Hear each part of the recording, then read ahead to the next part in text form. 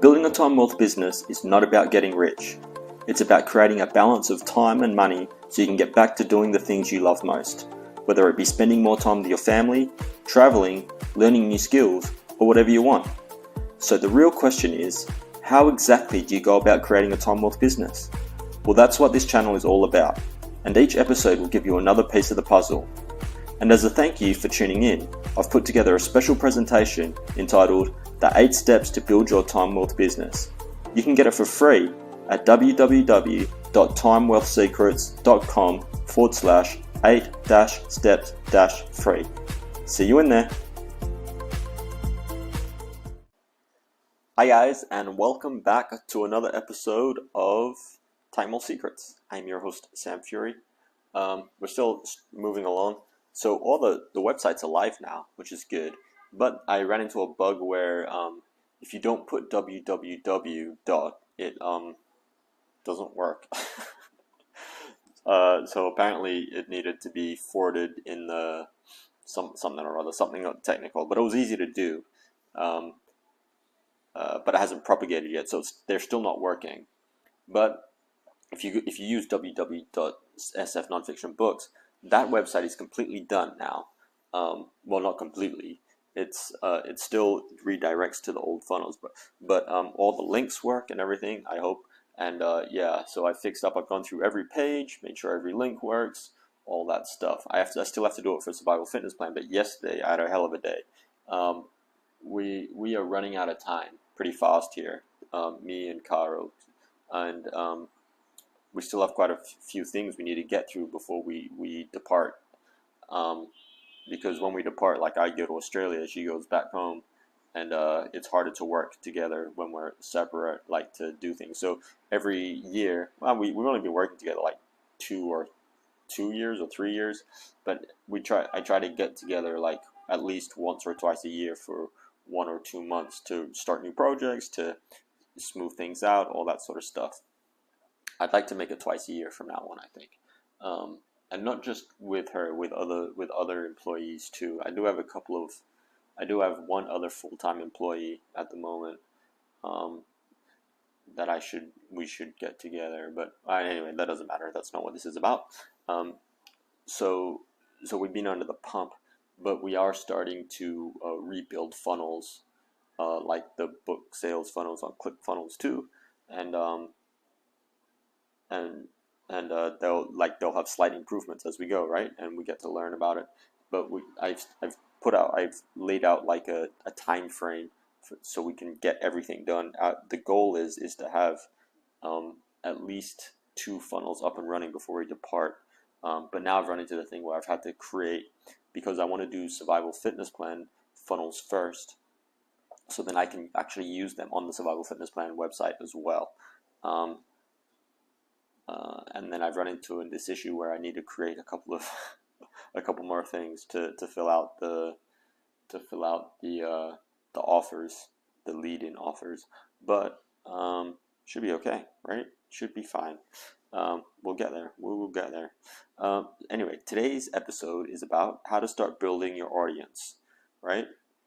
Every business needs an audience. If you don't have an audience, you got no customers, right? Now you can just pay for ads, and then that's your audience. You got to pay the audience, but in the long run, it's a good idea to build your own audience, right?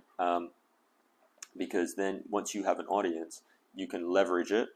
You can soft sell to them, that's just organic traffic. That's like free traffic, right? And then yeah, you can leverage them, so you can use you can do deals with other people in your industry. I got XX amount of viewers on my YouTube channel or whatever. How about we do I'll promote you and you promote me, and then we can get more people, and then more people will see our stuff, right? You can do that sort of stuff, and there's lots of other reasons. But the main thing is that you want to do it, okay? So when you're first starting, it's a good idea just to choose one platform. I kind of didn't do this. I mean, I started with podcasts, and then I very quickly moved to distributing wide. So that's why you see this on a video, but it's exactly the same on the podcast. I don't know if that's a very good strategy, to tell you the truth. I think it's probably better to just start with one thing and just concentrate on that and make content especially for that. And then later on, you can, once you found your voice or whatever, once you're good, you can distribute it wide. I guess actually the way I do it isn't too bad. I distribute it wide, and then and then maybe then hone in and concentrate on one just to build it. But you can still distribute it wide, and then just to build it up. And then once you've conquered that, you go into the next one, and the next one, and the next one. Anyway, okay. But for the purposes of this, you're going to start with one show. So the first thing you got to do is choose your platform and set it up. So how do you choose which platform? There's so many. Like, what do you want to do? Well, are you a talker? If you're a talker, do a podcast, right? If you like to be on video, you got a few options. You can go live. You can do YouTube. You can Facebook Live, Instagram Live, all that sort of stuff. You can do YouTube. If you're a writer, write blogs, right? Write articles. So you consider that, and then the next thing you got to consider is, what do you like to consume, right? Do you spend a lot of time on YouTube? Well, maybe that's a better avenue for you as opposed to, say, Instagram, because you know how to use YouTube. You're familiar with it. What you like, you know what content people like to watch on it. You know what you like to watch on it, right? Because people that like different platforms like consuming content in a different way. For example, I listen to a lot of podcasts. Well, I listen to one podcast, but I like listening to podcasts. So that was my first, and I like talking. I'm not really a big fan of being on video. At least I wasn't. I'm still not really, but I just do it because I know I should. And then yeah, so that's how you choose. Okay, so once you've chosen your platform, and you just go set it up, right? Create an account, put your picture of your face, name the show, right? Something secrets, or just whatever. Just make it something. You can always change it later. Okay, then you've got to generate show ideas. How do you do that? There's a few ways, right? You can do like a daily story thing where it's like, where are you on your journey in this? This is actually one of the better ways to do it. So where are you on your journey to achieving whatever the end goal of your Time Wolf business is, right? And then you just document what you do every day. Like I do at the start of these episodes. I'm like, oh, this is what I'm up to, blah, blah, blah, blah. That could be a whole show, right? I don't, the only reason I do like this extra how-to part in every show is so I can turn it into like a blog or whatever. It just makes it easier using the method, my social media method, that I have like three specific points, right?